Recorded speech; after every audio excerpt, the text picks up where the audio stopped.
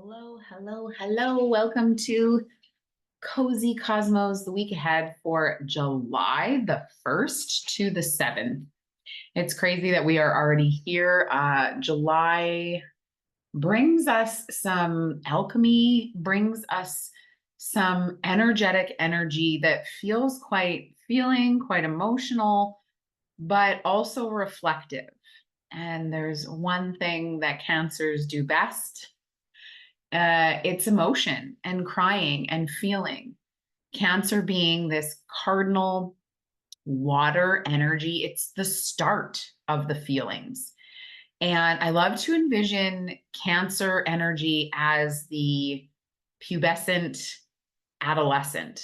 So, this energy is when we're coming into our our bodies, when we're coming into our physical form, when we are starting to feel desire. I like to think about it as that age of going through puberty. One of the astrologers that I love talks about the boobs pop and the balls drop. And that is quite, visually descriptive. But this energy of Cancer, and remembering that the moon rules Cancer, it's changing, it's initiating, it's starting something, and we're in the summer. Your kids, likely, if you have some, are out of school. That's also the Cancer energy feeling. And I had an astrologer very early in my career say to me that both Cancer and Leo were fairly lazy energy. And I was like, I don't know if that's true, but if you think about Cancer, the summer, people want to float. They want to go on vacation. Hopefully their schedules become a little bit easier. Now, I know that that isn't the case for all people. And I've been thinking about how our schedule really dictates our habits, our rituals, our routines, which for me is where I have Cancer in my chart. So, reflecting on where you have Cancer, and I'm just going to pull up for everybody to take a look at this so that they can review where this is. This is going to be posted or will be posted in the Mighty Networks in your will be able to view this from Mighty Networks. So, based on your rising sign, this is where the Cancer access is for you and Capricorn. Okay. And you can read here what that house means for you. I'm going to start us off.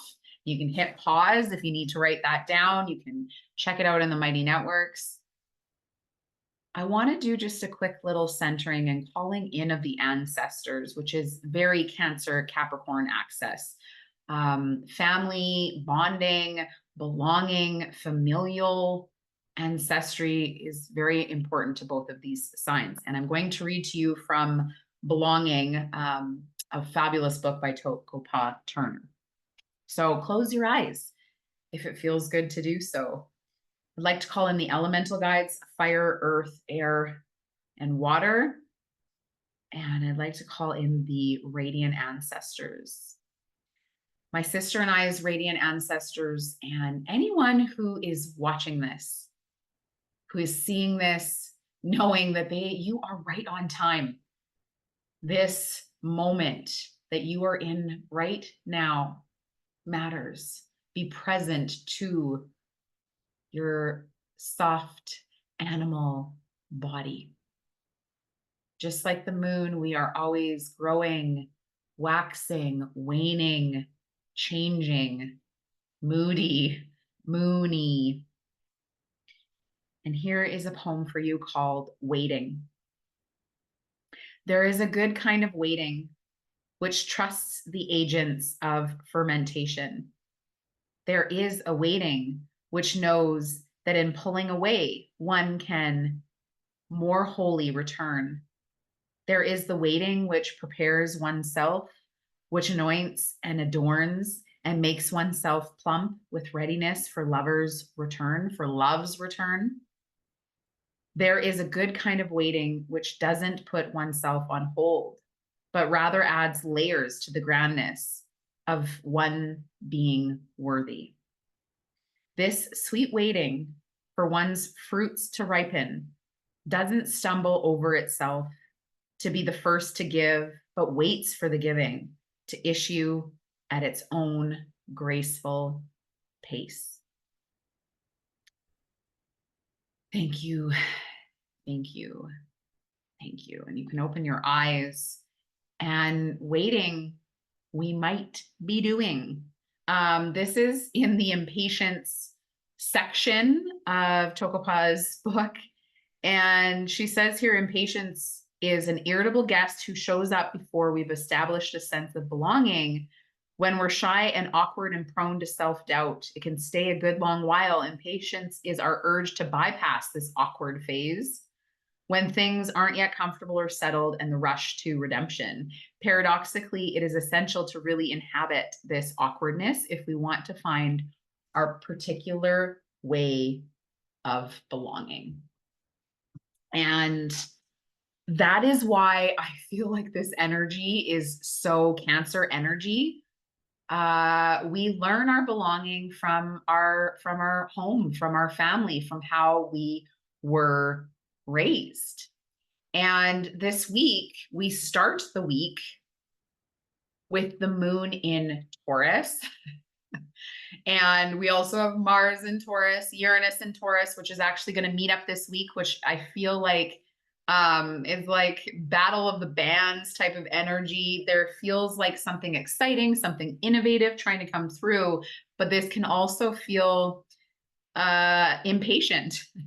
This can also feel like this energy of what is it all really for? And we just had that Saturn station retrograde, so we can see the little RX here. That may have thrown you for some changes or some loops or some reviewing, revising, redoing when it comes to the Pisces part of your chart. And I have just like a crazy classic example. Pisces is my 11th house of groups and communities. And I had a tarot class workshop planned, and a bunch of people canceled last minute. I mean, gosh, it's the craziest, busiest time of the year. And so we canceled the class. And so Saturn stationing retrograde is like, okay, like what is your plan here in your groups and communities? Just a classic example of how the astrology can show up. And it's like, what is it all for? What does it mean? And it brought up some themes of belonging for me. I've had some trauma in my lifetime in groups and communities. I've moved every 3 years, like the good Cancer energy of the crab with the shell, movable home. I've experienced that my whole life. And so I felt a deep sense of disappointment, but it really wasn't the situation that was happening. It was actually from my past. And I would even encourage you to think about, if you're, considering belonging in your life, if you sometimes feel like you don't belong, or you sometimes struggle to fit in, or to, whatever that ... is for you, that it didn't start with you, that it is maybe familial, that there is something in your ancestry. And when I think about, just the pure fact that most of our families immigrated to where we live now, that we're not natively from where we live, all of us geographically have this difficulty in belonging. So I'm going to warn you, I have been crying a lot today. And as a Cancer, I always do, but specifically just today has been extremely tough. And I think I'm seeing we have Venus trine Saturn and trine the ascendant right now. That could be, part and parcel, but I really think that Taurian energy is very emotional as well. Remember, Taurus is ruled by Venus. The moon is exalted in Taurus. And so feeling an emotion might be something that Taurus experiences, but it struggles to get it out. And for me, physical activity, moving my body, is something that allows me to do that. Now we're going to animate this chart and move ahead to our start of the week, July the 1st. And I'd like to do a land acknowledgement right now that I am speaking to you on the lands of the Blackfoot, Sioux, and Métis people.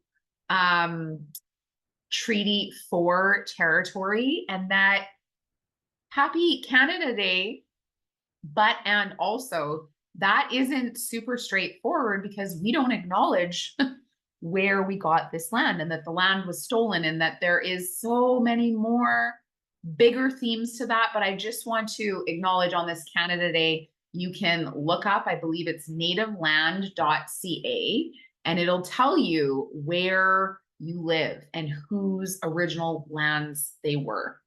And my husband will always argue and say to me that everyone over history has had their land stolen. And while that might be true, it's still good to honor and recognize, the history and ancestry being such a deep part of that cancer vibe. So we start this week with really interesting energy, and it's something that feels quite nebulous, or could be quite nebulous. We have the beautiful Neptune turning retrograde. So Monday feels kind of soft, and there could be a little bit of floating. The moon in Taurus loves to eat. Pay attention to or use your creature comforts.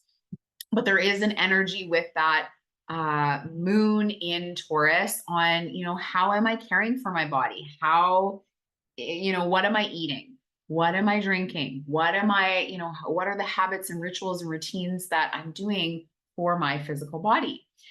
Remember that we are in a waning phase. We are moving towards the new moon.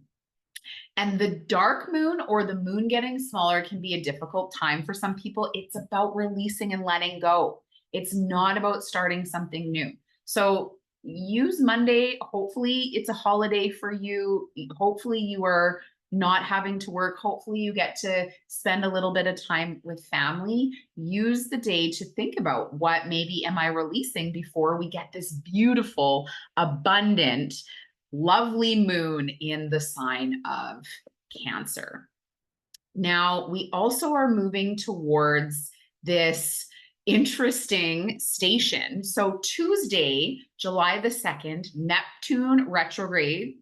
Neptune has been in Pisces since 2011, 2012, and it is at the last degrees, the last minutes of Pisces. So we can see here in the sign of Pisces, Neptune at 29:55, it's going to station retrograde on Tuesday.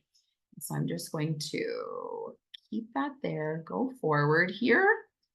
So we can see it's stationing with this little S. And, this is a big, grander theme. We have a couple of months here. Both Saturn and Neptune spend several months every year retrograde. This has to do with their cycle with the sun. And this is a time where we're reviewing, revising, redoing in that Pisces part of our chart when it comes to the Saturn story and the Neptune story. Saturn being a story that started March of 2023 and has been retrograde once already, is going to retrograde in this part of our chart. You can see that it made it to 19 degrees. But this Neptune retrograde throws us for a bit more of a loop. I think fog, I think illusion, I think delusion, I think confusion. It can be very imaginative, very creative, very lovely, very loving.